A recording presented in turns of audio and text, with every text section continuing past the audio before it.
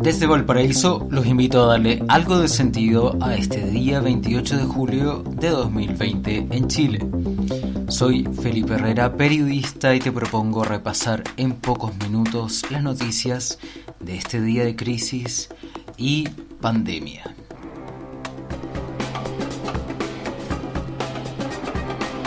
Cuando algunos hashtags del momento son cambio de gabinete, papito corazón, desbordes, indulte para los presos políticos mapuche y Víctor Pérez. Eso era cerrando el día, cuando la sensación es que con el cambio de gabinete el gobierno busca solucionar problemas internos y no está mirando a la ciudadanía. Se va el gobierno al lado más duro de la derecha, las fuerzas conservadoras se toman el poder, contraponiéndose a la indignación ciudadana por su deficiente gestión y también poniéndose en contra del apruebo.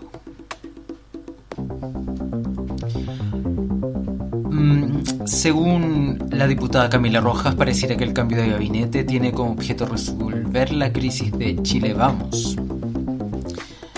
Hablamos de las señales del cambio de gabinete ocurrido hoy, esto ya que la incorporación del senador Alamán a Relaciones Exteriores y el diputado Desbordes a Defensa, dos acérrimos enemigos internos, llevó adentro de la moneda una de las disputas políticas más fuertes dentro de la coalición.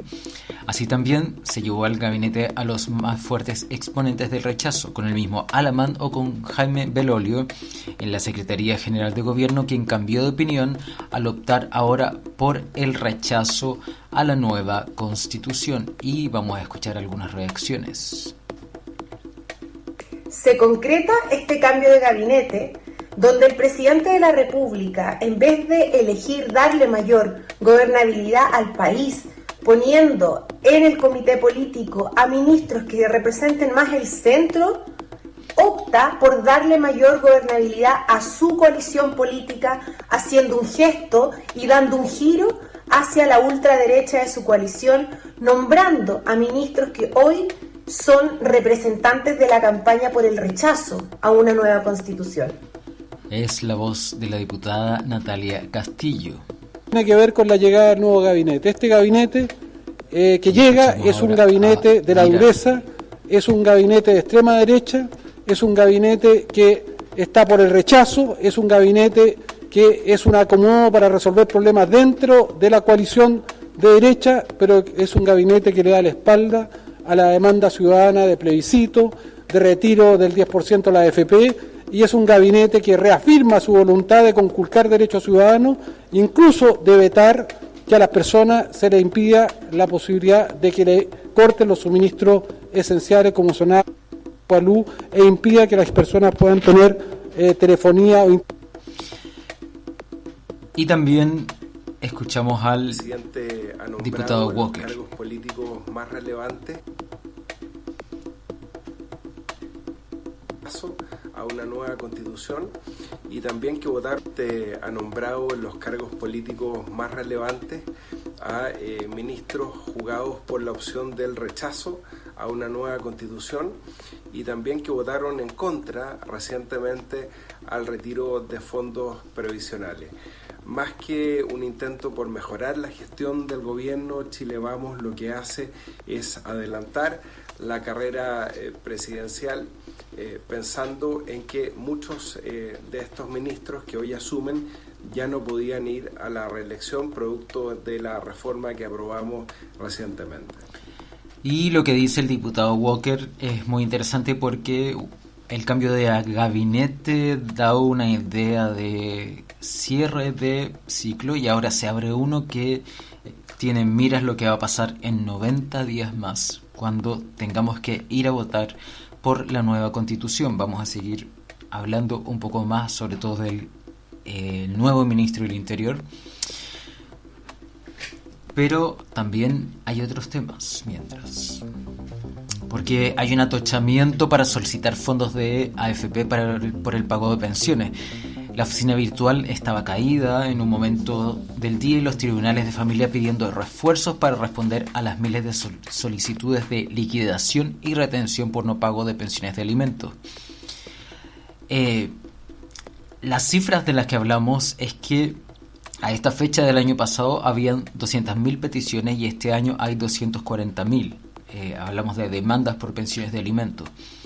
En 4 o 5 días ha aumentado mucho la cantidad de personas que solicitan esta liquidación, dijo el director de la Asociación de Magistrados, el juez Mauricio Olave, confirmando que alrededor de un 20% más de lo habitual. Esto debido a que se está el Poder Judicial implementando un sistema para que se pueda cobrarle a los padres que no han pagado pensión mediante la retención del retiro de AFP voluntario que podrían hacer.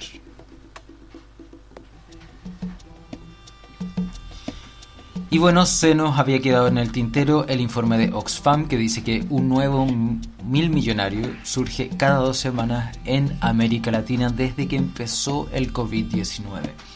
Mientras millones de personas luchan contra la enfermedad, los problemas económicos y el hambre. En el caso de Chile se indica que la fortuna de los super ricos se disparó un 25% durante la pandemia, o sea, un cuarto más ricos, y aumentó la desigualdad. La fortuna de los supermillonarios en Chile pasó de 21.000 millones a 26.700 millones desde marzo.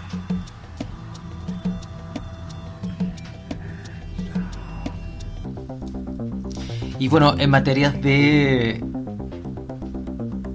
pandemia, de actualidad y de lo que se está discutiendo también en el Congreso, se rechazó el veto presidencial por el corte de servicios básicos.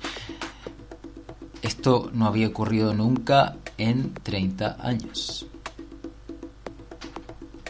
El Congreso escribe... Vamos a escuchar lo que dijo.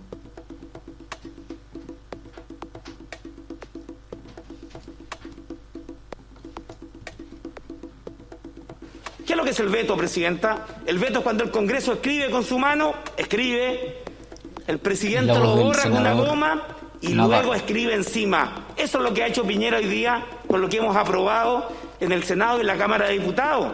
Y quiero advertir, si este veto se rechaza, como ya se rechazó en la Cámara de Diputados, en 30 años nunca se había rechazado un veto presidencial, y si ello ocurre, vamos a vivir un momento histórico, porque es el fin, es la agonía del presidencialismo, la monarquía presidencial. Se acabó el presidencialismo.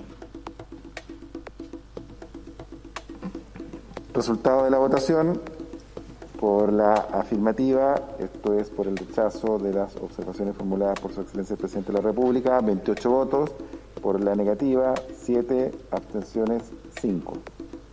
Rechazaban entonces las observaciones de Su Excelencia el Presidente de la República. Así es como se rechazó el veto. Sin embargo, que eran fundamentales, particularmente en aquellos, por ejemplo, que tienen que ver con telecomunicaciones. Se pudieron donde reponer. Había un plan solidario para que la gente tuviera garantizado acceso a Internet, a telefonía fija. Y yo lamento que el sello de este gobierno sea un gobierno que defiende los intereses de los grupos económicos y que le da la espalda a la ciudadanía, particularmente cuando se trata de servicios básicos. Y esto es más grave aún cuando hay una ley que se aprueba democráticamente, tanto en la Cámara de Diputados como en el Senado. El gobierno, en vez de defender el interés de la gente, termina defendiendo el interés de las empresas. Y tampoco un inciso que indicaba que las empresas no podían usar esa ley como excusa para aumentar los costos, lo que en la práctica significa que no van a poder hacer cobros, pero no significa que no se vaya a cobrar eso después. Y no pueden hacer cortes, pero no significa que se vaya a cobrar después. Que se requerían 2/3 de los presentes, no fue posible obtener ese alto quórum, porque solo 2 senadores del oficialismo votaron junto a la oposición y se requerían al menos 3 votos del oficialismo. Y por tanto, la mala noticia es que si bien se rechaza el veto, no se pudo reponer el texto de 2 artículos fundamentales de este proyecto. El artículo 3º, que establece el plan solidario en materia de telefonía e Internet, y el artículo 8º, que es el corazón del proyecto, que prohíbe que las empresas en futuros procesos tarifarios consideren esta ley para subirle la cuenta a los clientes. El gobierno ha señalado que eso no va a pasar, pero a través de esta iniciativa teníamos un resguardo adicional porque así se establecía en la ley. Así quedó, por lo tanto, la ley de corte de servicios básicos. Y mirando hacia adelante, se publicó el padrón electoral para el plebiscito. Se publicó el 26 y ahora desde el 28 se comienza un periodo para que cada uno de nosotros revisemos los datos que están ingresados y podamos apelar. Hay un plazo de 10 días desde el 28 de julio para reclamar en caso de no aparecer o de algún error en los datos. Ya con este paso, en un mes comienza el periodo de propaganda en plazas, edificios y medios de comunicación, y en 90 días más la votación, el 28 de octubre.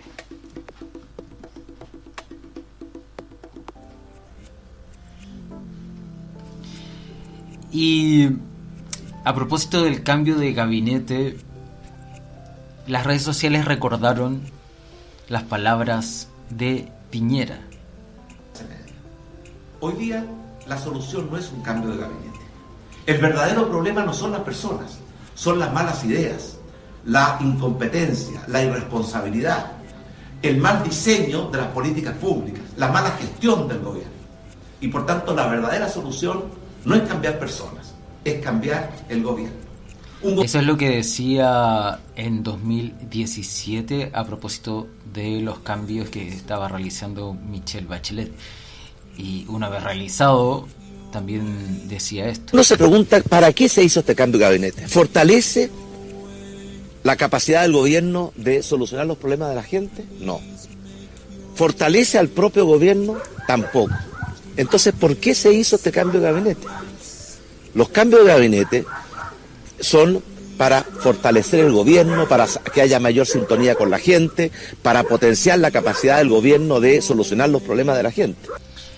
Y bueno, precisamente esos puntos se ponen en duda cuando se observa al nuevo ministro del Interior, que llega con lo que pareció un llamado de atención. El nuevo ministro del Interior se llama Víctor Pérez, era senador hasta el momento, y anunció que tenía una especial preocupación por la Araucanía. Lo que preocupa a la ciudadanía es el currículum y declaraciones como esta. Yo quiero ser muy claro. Yo creo que durante muchos días de estas últimas semanas, Carabineros de Chile fue el que logró sostener el Estado de Derecho. En 5 regiones las han prohibido el uso. Claro, yo creo que eso genera una indefensión en definitiva en la ciudadanía. A mí siempre mis profesores de Derecho Público me decían que la fuerza del Estado era legítima y la violencia de los particulares es ilegítima. Y eso es algo que es la base del Estado de Derecho. Por lo tanto, yo creo que Carabineros aquí es una de las instituciones que recibe un ataque frontal. El senador argumentaba para el periodo del estallido social del año pasado que la prohibición del uso de balines iba en la indefensión de la ciudadanía porque afectaba el uso de la fuerza que tiene el Estado. Su currículum también está ligado a la derecha más dura. Fue alcalde designado en Los Ángeles en la dictadura, votó contra la ley que endurecía las penas por corrupción, no quería el plebiscito, no quiere farmacias populares y también votó en contra del retiro del 10%, según recuerda Piensa Prensa. En la prensa aparecía haciendo declaraciones como que en ningún caso alcanza para violación a derechos humanos respecto de la represión, heridos y muertos ocurrida el año pasado. También decía que tenía un profundo afecto por Pinochet. El 23 de julio de 2004 decía eso en Radio Cooperativa. Y también Se oponía a potenciar las farmacias populares, como decíamos, porque los pobres reciben remedios de forma gratuita en el sistema público, decía Pérez. Y así también decía que la Asamblea Constituyente es un salto al vacío que el país no merece. Ese es el nuevo ministro del Interior. Cuando, respecto del tema que él planteaba de la Araucanía, Pedro Cayuqueo, frente al nuevo cambio de gabinete, recordaba que los últimos 2 meses el ministerio a cargo del tema indígena ha tenido 3 ministros distintos, y luego algunos se preguntan sorprendidos por el conflicto interminable que nos aqueja en el sur. Se refiere al Ministerio de Desarrollo Social, que ahora está en manos de Carla Rubilar. Mientras tanto, en la Araucanía también supimos ayer que la Corte de Temuco ordenó al Hospital de Nueva Imperial realizar acciones de salud al Machi Celestino Córdoba, aún contra su expresa voluntad o la de sus familiares. Esto por petición del Servicio de Salud de la Araucanía, y también que se pidió la prisión preventiva por parte del gobierno de Chile para la abogada Daniela Sierra, pareja de un huelguista quien se manifestó en la intendencia de Temuco. El tribunal decretó arresto total, el gobierno apeló verbalmente dejándola privada de libertad. La abogada acababa de ser madre y solicitó ser trasladada a Angol, donde estaba su bebé, aplicando el convenio Belén do Pará y el 169, pero el juez se negó dejándola privada de libertad en Temuco. Además, el periódico Resumen.cl hablaba de que se reportaban vuelos tácticos de la Armada en provincia de Arauco, en territorio mapuche, lo que habla de una militarización de la zona, lo que, dado este perfil del ministro del Interior, claramente preocupa a las comunidades de la zona. Vamos a estar atentos a eso para dejar registro. Y bueno, en la última noticia, para que quede en la memoria, las organizaciones promigrantes denuncian que el proyecto de ley de inmigración y extranjería, que lleva años sin tramitar en el Congreso, incumple tratados de derechos humanos y no respeta la propia Constitución. Ha habido un mayor desprecio por lo que han planteado las organizaciones. No permitiría que los niños pudiesen acceder, por ejemplo, a residencia definitiva. El proyecto de ley no genera que los migrantes puedan integrarse a las políticas públicas que genera el gobierno. Así es como, por ejemplo, no podrían obtener algunos tipos de subsidios, a no ser que cuenten con 2 años de residencia regular en el país. Y en relación a eso, el proyecto tampoco genera que se regularice gente. Más bien lo que genera el proyecto de ley es que esa persona no va a poder regularizar su situación en el país. Incluso quienes ingresen de forma regular al país, por ejemplo, como turistas, se les prohíbe. Era la voz de Patricio Rojas, abogado del colectivo Sin Fronteras, para la radio Juan Gómez Milla de la Universidad de Chile. Esto queda para el registro del 28 de julio de 2020. Te invito a suscribirte a Informe Chile en tu reproductor de podcast favorito y a suscribirte también a Informe Chile a fondo, donde publicamos entrevistas, crónicas para profundizar sobre hechos de estos tiempos en Chile. Visita elideologo.com/Informe Chile. Ahí puedes encontrar todos los links. Gracias por este tiempo, fue un día largo. Hasta pronto y gracias por escuchar.